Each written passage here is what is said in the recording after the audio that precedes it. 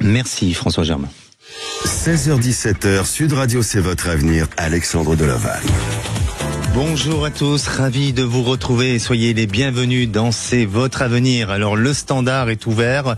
Zach répond à tous vos appels 0826 300 300 pour participer à cette émission. Et si aujourd'hui on parlait de ce sentiment qui porte à accorder à quelqu'un de la considération en raison de la valeur qu'on lui reconnaît, eh bien c'est tout simplement le respect d'autrui. Mais quelles sont les limites à ne pas dépasser pour ne pas manquer de respect et d'être respecté à sa juste valeur? On parle dans l'émission de ce sujet-là puisque aujourd'hui nous parlons bien sûr du respect de ses limites. Et bien entendu, tous nos auditeurs sont au rendez-vous pour poser toutes les questions qui posent problème à ce jour dans leur vie. Et hier, nous avons eu des auditeurs avec des sujets différents des autres, une émission riche en contenu. Et bien aujourd'hui, encore de nouveaux témoignages aussi bien différents. Ma bienveillance, mon analyse intuitive sont prêtes à répondre à tous nos auditeurs et à vous donner aussi à tous des conseils, vous qui nous écoutez dans la voiture, au bureau, à la maison ou bien sur d'autres lieux. Eh bien, restez à l'écoute et restez bien sûr à l'écoute de C'est votre avenir, parlons vrai tous ensemble. Sud Radio, c'est votre avenir, le sujet du jour. Alors, poser ses limites et les faire respecter ne veut pas dire être hostile envers l'autre. Il s'agit tout simplement de prendre soin de soi et d'exiger un respect mutuel dans la relation, bien sûr, à l'autre et tendre aussi vers une communication claire et efficace. Mais dès lors que vous ne vous sentez pas respecté, alors un malaise que vous pouvez très bien ressentir se fait et aussi il peut s'exprimer par le corps, ce malaise, comme des tremblements, des vertiges ou bien d'autres tensions et des ressentis physiques qui peuvent être très différents. Il s'agit donc d'être à l'écoute de vos états émotionnels, de vos états physiques, afin de comprendre et de ne plus vous épuiser et ne plus épuiser aussi vos ressources pour l'autre, mais bien de les préserver et d'en faire un meilleur usage dans la relation. La confiance et l'estime de soi sont fondamentales pour permettre l'expression de vos besoins et l'introspection peut mener aussi à une prise de conscience de qui l'on est ou de qui l'on souhaite devenir sans passer par la soumission au désir de l'autre. Alors vos besoins, vos valeurs vous sont propres et il ne s'agit pas de vous approprier les limites de quelqu'un d'autre, mais votre cadre de vie et celui des autres doit être aussi unique que vous, tout simplement. Et lors de l'émission, bien entendu, je vous donnerai d'autres conseils pour connaître les limites de respect et surtout à ne pas dépasser. Sud Radio, c'est votre avenir, Alexandre Delaval. Et à présent, j'accueille ma première auditrice, Nathalie. Bonjour Nathalie. Bonjour Alexandre. Bienvenue. Tout d'abord, merci d'avoir donné suite à mon appel. Merci à vous et bienvenue à l'antenne de Sud Radio. Nathalie, vous nous appelez d'où ? D'à côté de Montpellier, en fait. Pas très loin de Montpellier. Alors, Nathalie, vous avez 53 ans, vous êtes enseignante, c'est ça ? Tout à fait. Oui. Dans ta notion de respect, j'entends tout à fait ce que vous dites. Et justement. Notamment pour la classe. Exactement. Et je crois que l'apprentissage, et je le dirai aussi tout à l'heure, mais l'apprentissage du respect envers soi et envers les autres, ça se fait déjà dès l'adolescence, non ? Dès l'enfance. Même dès l'enfance, parce que bien sûr. Je suis en CP, et les CP, on travaille énormément cette notion de respect entre eux. Est-ce que vous, qui êtes sur le terrain, que vous voyez l'évolution des générations, est-ce que vous trouvez, vous, et selon vous, que il y a des règles qui sont toujours des règles d'or, de respect, qui sont toujours respectées, ou est-ce que ça s'épuise et ça s'efface un peu de notre quotidien ? Cela s'épuise. Et justement, cette année, en fait, a travaillé énormément ce genre de choses. Alors, on met en place souvent avec les enfants des règles de messages clairs. Comment s'adresser à l'autre sans être agressif. Le fait d'avoir de la bienveillance entre eux, de pouvoir exprimer leurs sentiments tout en étant écoutés par les autres. Et c'est compliqué. Exactement. Ils ont du mal à s'écouter. Et, c'est un message qui n'est pas évident parce que la société est de plus en plus agressive entre guillemets et des enfants ont un climat, ils ont du mal à exprimer leurs émotions, tout ça. Oui, mais alors exactement, et je pense que l'approche que vous avez, justement pour inculquer des formes de respect par l'expression non violente, la communication non violente, oui. Eh bien c'est très bien parce que ça fait partie d'un des principes sur lequel on doit essayer de sensibiliser l'individu, quel que soit son âge, quel que soit aussi son origine ou autre. Et malheureusement, comme vous le dites, aujourd'hui ça devient plus compliqué. Pourquoi ? Parce que de mon point de vue, je pense qu'on est dans une société de consommation, d'exigence, d'impatience aussi, et de manque d'écoute. Tout à fait. Envers l'autre. La parole est difficile. Ils ont du mal. Je trouve qu'ils ont de moins en moins de vocabulaire. Donc, quand on a moins de vocabulaire, en fait, on peut difficilement exprimer vraiment ce qu'on ressent. Exactement. Donc, oui. Donc ça. Alors, Nathalie, on pourra en parler des heures, et d'autant que vous êtes bien concernée par le sujet et vous voyez les choses évoluer dans ce sens-là. Mais c'est important, des personnes comme vous qui faites ce que vous pouvez faire, mais qui apportent tous les jours une pierre à l'édifice, et c'est très bien. Et continuez comme ça, ne baissez pas les bras, surtout pas. Aujourd'hui, j'ai pas l'intention de baisser les bras. Voilà. Aujourd'hui, très bien. Vous avez quel âge ? 53 ans. 53 ans. Donc en plus vous avez encore quelques années de travail et d'activité. Aujourd'hui, sur le plan sentimental, vous vous posez des questions, Nathalie, c'est ça ? Oui. Donc au niveau amical, tout ça, tout va très bien dans ma vie. Au niveau travail, tout va très bien. Mais j'ai l'impression que, alors que je suis plus ou moins carrée pour le reste de ma vie, le niveau sentimental pêche beaucoup. J'ai l'impression de faire des mauvais choix, en fait. Disons que ce qui me pose souci, c'est l'investissement que j'apporte. À un moment, j'ai l'impression de ne pas avoir le retour, donc après je ferme et ma relation s'arrête. D'accord. Alors, moi, je vais être clair avec vous, Nathalie. Je pense que effectivement, aujourd'hui, vous posez plein de questions sur l'éventuel futur sentimental et s'il y a une véritable existence à venir concernant le sujet.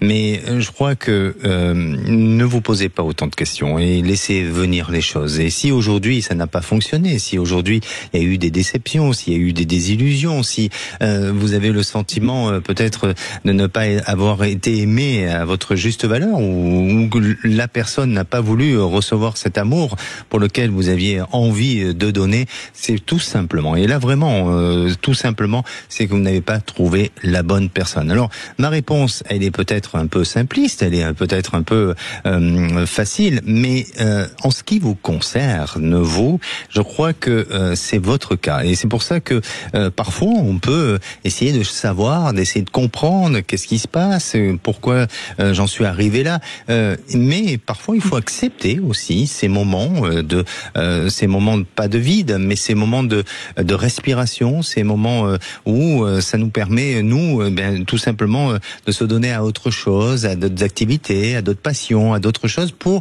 justement non pas focaliser sur la peur de ne pas rencontrer quelqu'un, ou de se dire que j'ai un problème avec l'individu, ou les individus ont un problème forcément avec moi, mais tout simplement c'est que les choix n'ont pas été là au bon moment et à la bonne période. Et donc, pour moi, il y a une fragilité, il y a une difficulté à ce niveau-là, certes, mais ne vous inquiétez pas, c'est juste passager, parce que je sens une véritable réalisation sentimentale pour vous.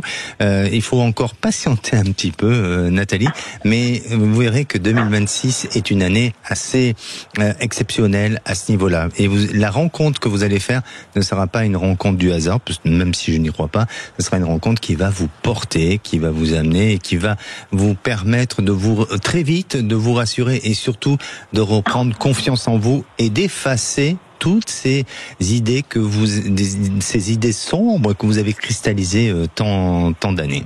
D'accord ? Super nouvelle.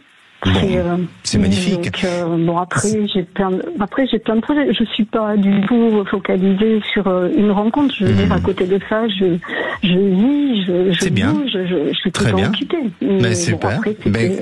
C'est ce que je vous dis. Continuez comme ça. Laissez le temps se mettre en place, se positionner. Et je dirais que si je devais aller sur une métaphore, c'est votre vie est un puzzle qui est en train de tout simplement de se construire à nouveau et pour de dessiner un paysage. Voilà de ce que je ressens pour vous. Wow. D'accord. Jolie image. Je garderai ça en tête. Voilà. Donc je garde espoir. Oui. Merci à vous. N'hésitez pas à nous tenir au courant, Nathalie. Merci. Et j'ai le plaisir d'accueillir Olivier. Bonjour Olivier. Bonjour Alexandre. Bienvenue à l'antenne de Sud Radio, Olivier.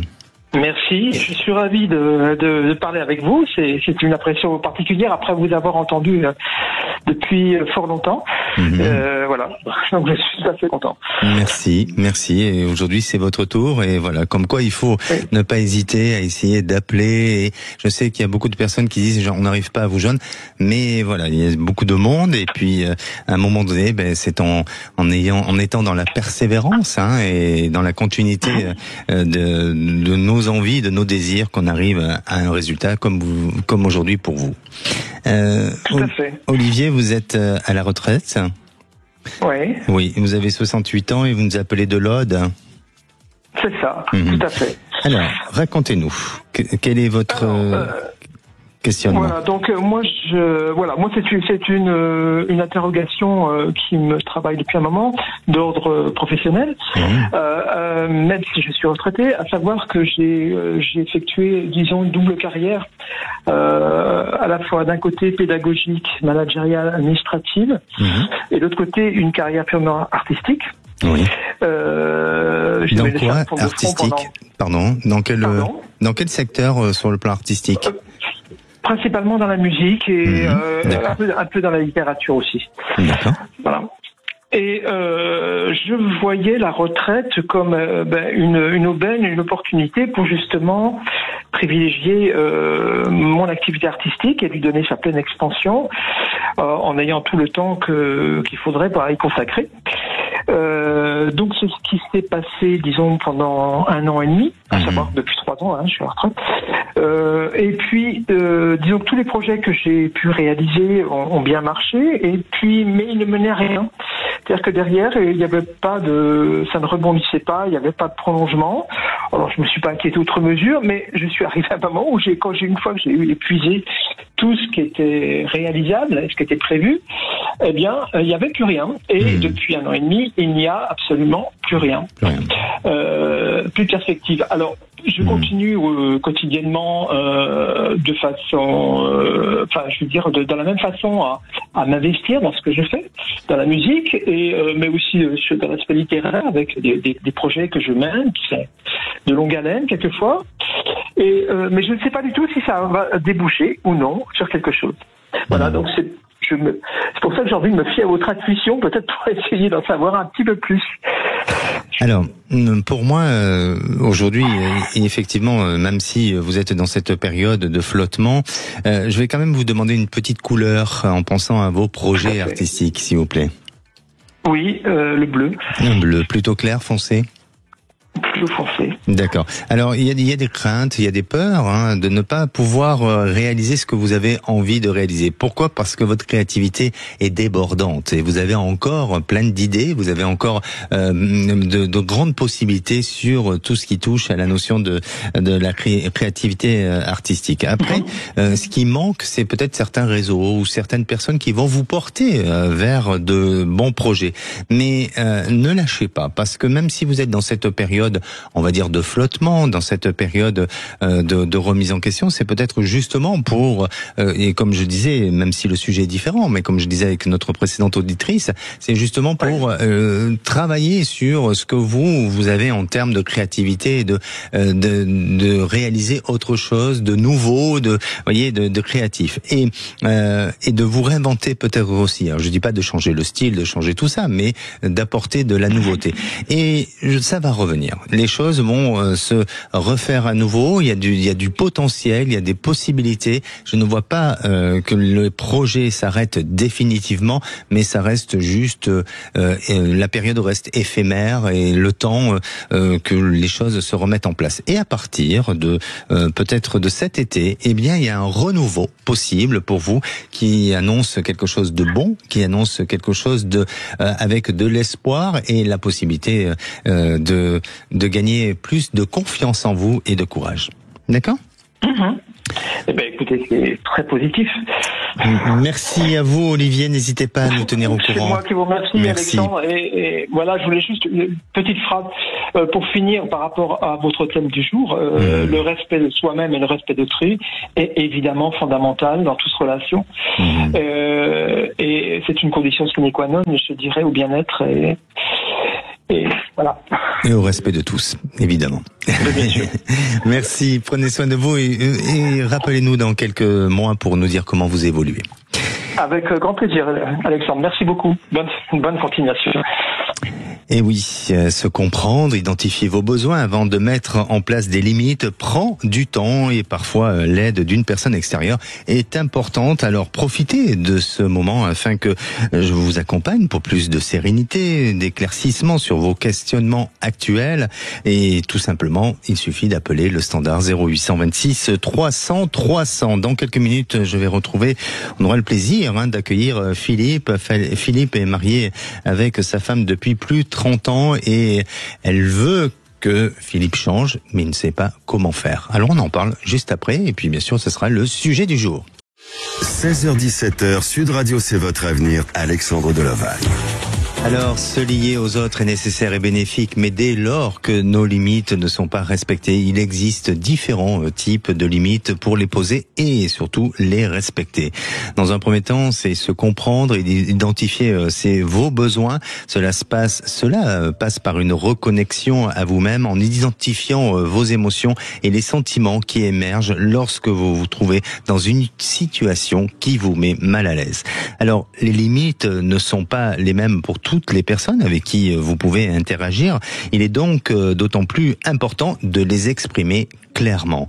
Accepter de ne pas plaire à tout le monde lorsque l'on se décide à fixer des limites, il faut accepter que cela puisse ne pas plaire à tout le monde, y compris à vos proches. Et bien souvent, on ne pose pas ces limites par peur de l'abandon, de décevoir, de blesser, par crainte de la confrontation ou du conflit, mais il faut le faire, il faut s'exprimer. Trouvez le juste milieu dans votre relation à l'autre entre retenue et implication. Ça va prendre du temps, de la persévérance et de la pratique, mais soyez reconnaissant envers vous-même de vous écouter et de prendre surtout soin de vous.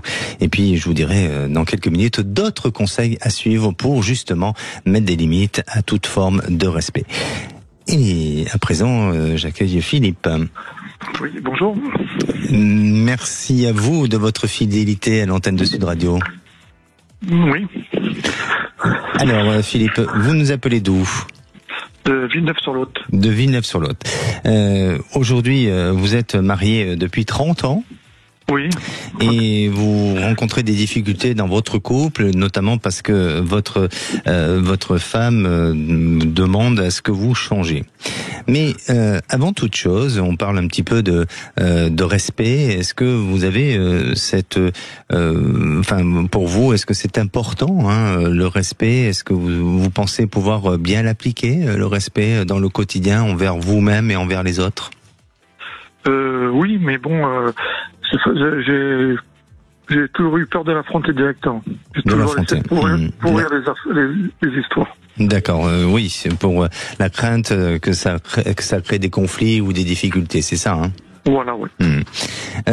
Aujourd'hui, donc, votre couple est en fragilité. Oui. Qu'est-ce qu'elle vous demande, votre épouse, à changer sur vous et de vous ? Un comportement un peu régulier, bon, l'aider à faire les tâches ménagères et tout comme ça, mais bon, je le fais de temps en temps. D'accord, à plus d'implication. Voilà, l'implication, j'aime bien le faire. Mais après, bon, quand je le fais, elle me dit, tu le fais pas bien, tu fais pas des coins, tu fais pas ça. Bon, ça me gonfle un peu. Ok. Aujourd'hui, elle en est arrivée à peut-être prendre un rendez-vous chez l'avocat, c'est ça?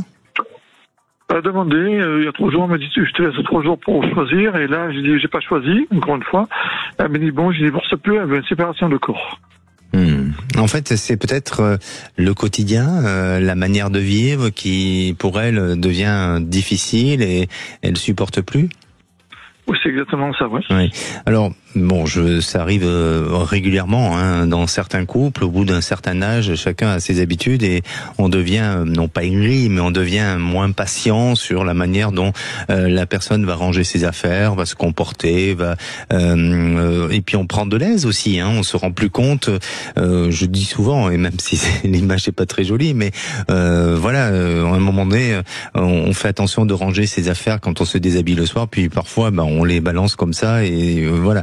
Et donc, ce sont des petites choses ou des petits détails qui font que, avec l'usure du couple, eh bien, c'est ce qui provoque cette envie d'être plus autonome et plus indépendant. Est-ce que ça, vous pourriez le conceptualiser, ce genre de relation? C'est-à-dire d'être détaché, c'est-à-dire que chacun vit de son côté. Oui, on l'avait déjà fait pendant 2 ans, il y a quelques années. D'accord. Et ça vous a permis de vous retrouver? Non, ça n'avait pas changé. Elle était toujours sur les mêmes... En tous les cas, vous êtes retrouvés dans le sens où vous avez à nouveau, vous êtes à nouveau remis ensemble et vous vivez quelque chose ensemble, c'est ça? On vit quelque chose, on vit ensemble, c'est tout. Oui, mais ce que je veux dire, c'est que vous êtes à nouveau sous le même toit aujourd'hui, mon cher Philippe. Oui. Bon, très bien. Merci. Vous voulez me contrarier. Bien. Alors, pour moi, je pense que votre épouse, effectivement, elle a de l'attachement pour vous. Et aujourd'hui, même si c'est pas du chantage, c'est pas de la menace, hein, de dire je vais ouvrir un dossier chez un avocat pour une séparation ou autre. C'est tout simplement, c'est parce que pour elle, ça lui paraît compliqué, ça lui paraît difficile. Et même si vous faites des efforts, les efforts viennent parce qu'elle les a demandés, mais ce sont pas des efforts qui ont été faits naturellement au départ. Et donc, elle a le sentiment peut-être que à chaque fois, elle doit vous reprendre sur des choses et que ce n'est pas homogène. Donc, pour moi, je ne vois pas de divorce, mais je vois plus effectivement une séparation de biens et de corps, le temps que les choses se mettent en place, et puis aussi de garder un lien ensemble pour pouvoir arriver à maintenir une relation. Ça sera peut-être pas une relation de couple comme vous auriez pu imaginer, mais je pense que ensemble, vous pouvez bien vous entendre en vivant autrement et différemment. Mais sinon, si vous persistez à vouloir rester dans ce quotidien-là, eh bien, je pense que votre femme ira jusqu'au bout et peut-être carrément demander un divorce par la suite. Donc, pour moi, je vois un détachement, je vois une séparation, mais je ne vois pas un divorce pour l'instant. D'accord ? D'accord, oui, parce que c'est déjà 10 ans qu'on fait sur ma part aussi. Oui, bien sûr. Oui, je l'ai bien compris et je pense que voilà, et c'est pour ça que la prochaine étape pour elle, c'est de retrouver un petit peu le mode de vie dans le sa liberté et trouver son mode de vie comme elle l'entend et comme elle a envie de le vivre. Mais ça vous permettra aussi peut-être de profiter encore de bons moments ensemble et de bien vous retrouver. Merci à vous, Philippe. Merci. Prenez soin de vous et surtout prenez du recul par rapport à tout ça. D'accord. Merci. Alors, connaissez-vous, le seuil de vos limites, à vous faire respecter, à respecter l'autre? Vous avez peut-être du mal à les contrôler, ces seuils de limites, et vous avez peut-être des interrogations sur votre futur. Eh bien, c'est le moment. Il suffit d'appeler le standard 0826 300 300. On va se retrouver dans quelques instants avec Laura. Laura est au chômage depuis 1 an et demi. Elle a longtemps travaillé dans le commerce et puis aussi pour d'autres entreprises, et aujourd'hui elle sent qu'il y a du changement, mais elle est un peu perdue. Alors elle a besoin forcément peut-être d'un œil plus éclairé ou plus intuitif, je ne sais pas, mais en tous les cas je vais tâcher de lui répondre. Ne bougez pas. 16h-17h, Sud Radio, c'est votre avenir, Alexandre Delaval. Et de retour sur Sud Radio et bienvenue à tous ceux qui nous rejoignent pour cette deuxième partie d'émission de C'est votre avenir. Alors si à présent vous souhaitez avoir des réponses à vos questions, quel que soit le sujet ou le domaine, eh bien un seul numéro 0826 300 300. Vous savez qu'aujourd'hui on parle des limites à ne pas dépasser dans le respect. Alors souvenez-vous que lorsque vous exprimez vos limites pour maintenir le respect mutuel, eh bien le message que vous transmettez à l'autre ne doit pas forcément se faire dans la violence ou dans l'agressivité. Il existe des techniques de communication non violente et justement j'en parlais avec ma première auditrice tout à l'heure, un sujet que j'aborderai prochainement et la communication non violente est utile pour ne pas nécessairement bloquer la communication car votre expression doit être factuelle, simple et sans animosité. Ça y est, j'y suis arrivé, mais soyez ferme, franc et sincère avec vous-même et avec les autres. Et à présent, j'accueille Laura. Bonjour Laura. Bonjour. Bienvenue à l'antenne de Sud Radio, Laura. Merci. Laura, on parle aujourd'hui des limites à ne pas dépasser contre l'irrespect, enfin face à l'irrespect et tout ça.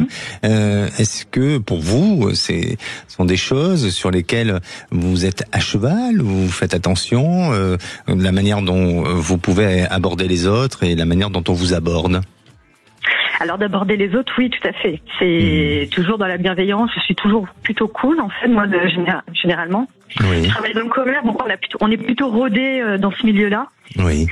Donc de prendre le non-respect des gens sur un bonjour ou de l'indifférence ou de l'agressivité constante, c'est vrai qu'au fur et à mesure, on se blinde et on apprend à se dire que chacun est dans son univers. Donc on le dit une fois et après et qu'est-ce que vous faites quand vous êtes face à un individu qui manque de respect et que vous estimez que il dépasse les limites de l'acceptable?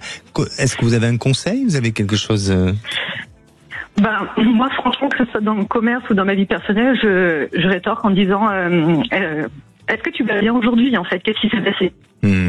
D'accord. Voilà. Vous essayez ça désamorce pour moi, en fait. Ouais. Oui, vous essayez d'avoir une bienveillance envers l'individu, de s'intéresser à lui, d'être à l'écoute, ou à elle, bien sûr, d'être à l'écoute.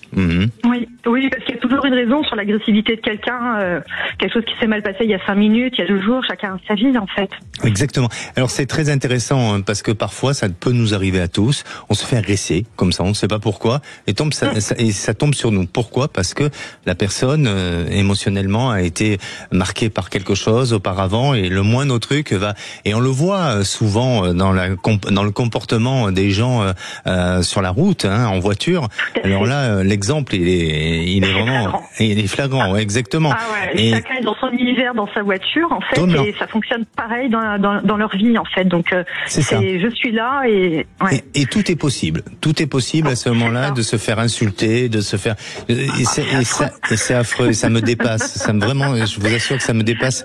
Comme quoi, ou même sur les réseaux sociaux, les gens qui balancent des insultes, qui vous connaissent même pas. Venin, en fait. Voilà, je sais de quoi on parle. Leur énergie, exactement. Et ces gens ne vous connaissent pas et ils vous balancent et ils vous insultent à tort à travers. Ouais, mais c'est le problème d'écoute qu'il n'y a plus à l'heure actuelle aussi. Donc on est tous les mêmes. Donc, oui, bien sûr.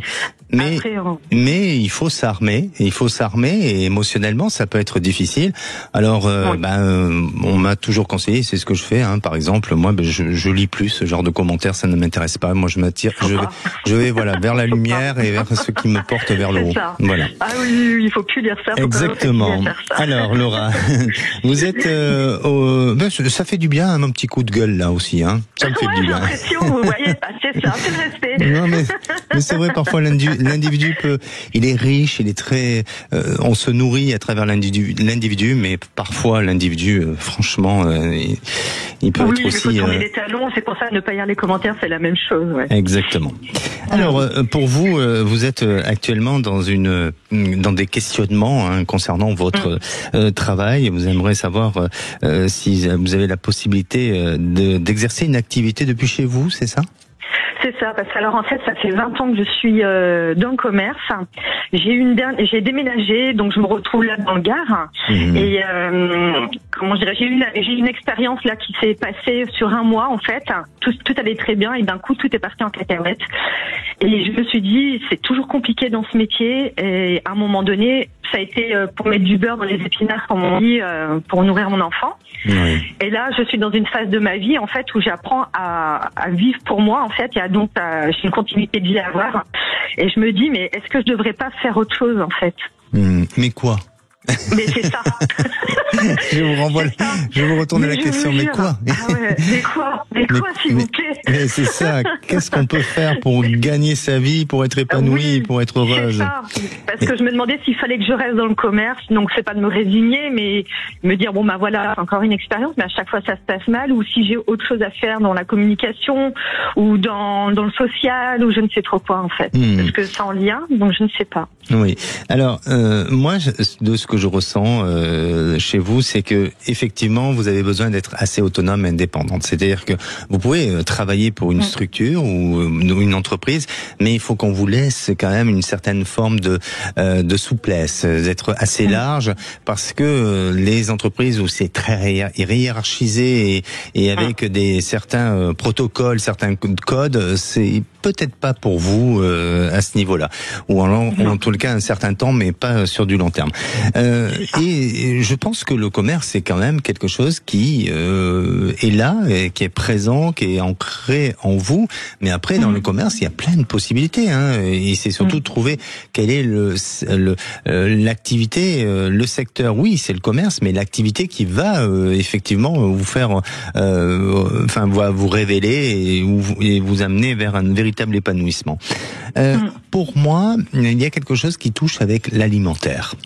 Donc, quand je parle de l'alimentaire, c'est peut-être pas forcément la restauration, hein, ça peut être autre chose, mais je vais vous dire, peut-être que, alors dans le temps, je ne sais pas exactement dans combien de temps, mais vous allez avoir à un moment donné quelqu'un à vos côtés qui est une relation à vous et qui veut monter un projet et qui a besoin d'une personne comme vous de confiance et qui voudrait vous donner peut-être la responsabilité de tenir soit ce commerce ou ce projet, ou en tous les cas d'en avoir la responsabilité. Et là, pour moi, ça fonctionnera. Vous serez complètement libre, peut-être pas de toute action, mais en tous les cas, vous pourrez vous exprimer, aussi faire travailler votre créativité au sein de ce commerce-là. Et je vous sens tenir ce commerce. Alors, peut-être pas sur plusieurs décennies, mais le temps que ça fonctionne, le temps que ça marche, et peut-être que ça vous donnera même une idée pour vous, par la suite, de faire autre chose et de monter votre propre activité. Mais ne lâchez pas et soyez curieuse, soyez observatrice de ce qui se passe autour de vous et peut-être des personnes qui sont en ce moment dans de nouveaux projets et dans une volonté de chercher une personne comme vous. D'accord. Donc voilà ce qui va se passer pour vous, hein, de ce que je ressens. Ça reste toujours très subjectif. C'est vrai que c'est compliqué, bien sûr, sur la question. J'attendais pas de grandes révélations, mais écoutez, ça résonne un peu avec ce que je ressens, mais c'est ça qui me perturbe en fait, parce que c'est très calme, quoi. Oui, c'est très calme, ça va l'être encore un petit peu. C'est pour ça que vous êtes dans une phase de changement, de transformation, mais je dirais que dans les 6 mois à venir, on va vers une évolution. Et le changement, il se fait entre 6 mois et 1 an. Mais en attendant, peut-être que trouver des choses qui soient, je dirais, aléatoires, ou en tous les cas, pour une transition, tout simplement. Mais vous verrez que ça viendra à vous et le projet va vous intéresser. Et vraiment, ça va être très très bien et ça va être très positif. Okay. Et puis en attendant, vous pourrez faire quelque chose qui touche un peu à de l'esthétique, mais c'est pas pour être esthéticienne. Ah non, parce que c'est pas du tout moi. Non, du tout. Non, mais peut-être pour des appareils à vendre ou des choses comme ça, voilà. Mais je vous vois pas faire, des soins esthétiques ou ça. Non, je vois pas ça. D'accord. Ouais. Bon, écoutez, c'est top. Merci beaucoup. Merci à vous, Laura. Prenez soin de vous. Merci. Également. Au revoir. Et à présent, la parole est à Sarah. Bonjour Sarah. Bonjour. Bienvenue à l'antenne de Sud Radio, Sarah. Merci. Vous avez quel âge? Alors j'ai 41 ans. Je suis curieux, hein. Oui. Oui, mais j'aime bien connaître l'âge pour savoir un petit peu à qui je parle, tout simplement, même si je ressens, mais on ne sait jamais à qui réellement on parle. Et vous nous appelez d'où, Sarah ? Alors moi, je vous appelle de Lode, près de Carcassonne. Près de Carcassonne, très jolie ville médiévale, Carcassonne. Exactement. Et oui. Alors, Sarah, vous êtes infirmière libérale. Et voilà, et vous partagez actuellement un cabinet avec une collègue, c'est ça ? Alors je remplace, je travaille dans un cabinet en tant que remplaçante. Je remplace une personne qui est en maladie et qui va enchaîner par un départ à la retraite. Donc elle souhaite vendre son cabinet. Oui. Donc elle m'a fait une proposition, mais on n'est pas encore d'accord sur la proposition. Et donc moi, ma question aujourd'hui, c'était de savoir est-ce que vous me voyez rester dans ce cabinet ou pas ?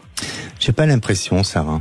Sincèrement, j'ai pas l'impression parce que il y a des peurs chez vous. C'est-à-dire des peurs d'engagement, peut-être d'investissement aussi financier, de ce que ça peut engendrer et de ce que ça doit vous engager aussi par rapport à ce cabinet, même si le cabinet fonctionne, certes. Mais je sens que il y a de l'hésitation, il y a des peurs. Et est-ce que pour vous, c'est peut-être pas encore, c'est peut-être un peu prématuré, c'est peut-être encore un peu trop tôt. Alors, faut faire attention de pas regretter plus tard, de se dire tiens, j'aurais dû saisir cette opportunité-là. Et voilà, mais je veux pas vous influencer. Je veux vraiment pas vous influencer. Mais retenez ce qui est important, et je crois que il faut retenir et observer la situation actuelle, et surtout les premières approches que vous avez avec cette personne sur la négociation de la vente de ce cabinet. Et c'est pas fluide. C'est pas, vous voyez, il y a quelque chose qui bloque un petit peu. Alors, elle va accepter, peut-être pas votre proposition, mais elle va accepter peut-être de revoir sa proposition. Mais peut-être est-ce qu'il faut pas laisser patienter un petit peu, voir si elle a peut-être d'autres opportunités. Mais pour moi, de mon fort intérieur, de mes ressentis et de ma perception des choses, je vous vois aller sur un autre cabinet, tout simplement. D'accord. Vous étiez engagé dans ce cabinet, vous voulez vraiment le reprendre ? Alors je voulais le reprendre. Bon, c'est vrai que pour moi ça engage. J'habite pas l'endroit où il y a le cabinet, donc pour moi c'est vraiment un investissement personnel et professionnel. Ah oui, c'est ça. C'est ça. Donc après, voilà. Oui. Mais oui, c'est vrai que j'ai une hésitation. Alors, je suis pas en train de dire que vous allez vous planter en achetant ce cabinet. Je suis pas en train de dire ça. Je vois plus. Enfin, ce que je vous dis, c'est ce que je ressens par rapport à votre action et à votre prise de décision. Mais réfléchissez. Je ne veux pas vous laisser influencer. Mais pour moi, il y a d'autres choses qui s'annoncent pour vous. D'accord ? D'accord. Merci à vous, Sarah. Et puis, n'hésitez pas à nous tenir au courant comment vous évoluez et quelle est la décision que vous avez pu prendre. Je serais très curieux de savoir. Bon, mais très bien. Merci beaucoup. Prenez soin de vous. Au revoir. Alors, mettre des limites et se faire respecter, il ne s'agit pas d'être rigide, mais de ne pas vous laisser simplement marcher sur les pieds. Est-ce votre cas? Vous avez besoin d'avoir des conseils ou poser des questions sur vos préoccupations du moment, quel que soit le sujet ou le domaine? Eh bien, n'hésitez pas à appeler le standard 0826 300 300. On va se retrouver dans quelques instants avec Ghislain pour justement une situation indélicate, évidemment, puisqu'il a surpris sa femme à avoir plusieurs conversations avec un homme. Il aimerait avoir un peu plus de précision sur le sujet. On en parle juste après. Appelez maintenant Sud Radio au 0826 300 300 et participez à C'est votre avenir. 16h-17h, Sud Radio C'est votre avenir, Alexandre Delaval. Et de retour dans votre émission C'est votre avenir pour cette dernière partie. Alors si vous souhaitez participer à l'émission, profitez-en, il reste quelques minutes avant de retrouver les vraies voix présentées par Philippe David, Cécile de Minibus et bien sûr toute leur équipe. Et puis je rappelle le numéro 0826 300 300. Et puis demain aussi, on va parler d'un sujet intéressant il s'agit des bienfaits énergétiques des minéraux. Alors est-ce que vous avez déjà tenté l'expérience avec certains minéraux et est-ce que vous avez ressenti des bienfaits face à certaines pierres? Eh bien, n'hésitez pas à venir témoigner à l'antenne de Sud Radio. Et à présent, j'accueille Ghislain. Bonjour Ghislain. Bonjour Alexandre, merci de me recevoir. Merci à vous et merci de votre fidélité à l'antenne de Sud Radio. Ghislain, vous nous appelez d'où? J'appelle de la région Île-de-France. Île-de-France.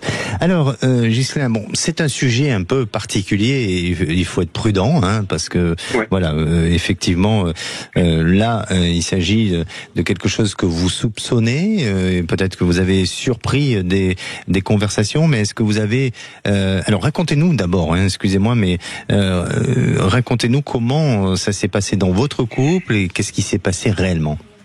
Alors.